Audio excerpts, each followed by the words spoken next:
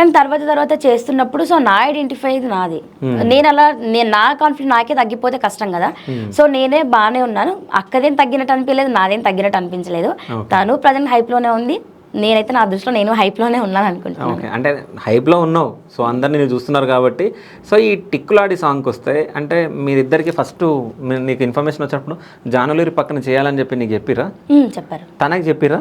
So మీరిద్దరు first time అంటే ఈ సాంగ్ మనం ఇద్దరమే వేస్తున్నాం అంటే అని మాట్లాడుకురా మీరు?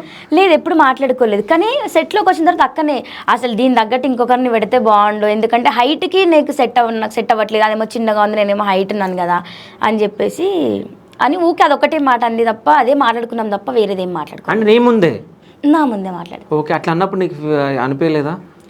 ఏం అనిపించలేదు, ఎందుకంటే పర్ఫార్మెన్స్ వచ్చిన తర్వాత ఆడియన్స్ ఏం డిసైడ్ చేస్తారో అది మన చేతిలో ఉండదు. కానీ పర్ఫార్మెన్స్లో నువ్వు బాగా అంటే ఫాస్ట్గా నువ్వు ఆడతావు కదా నిజం చెప్పాలంటే.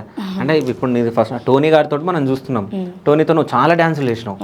సో ఫస్ట్ దాని తర్వాత ఇప్పుడు జానులూరితో వచ్చింది. కానీ అంటే ఒక మగాడికి ధీటుగా నువ్వు స్టెప్పులు వేసినావు. సో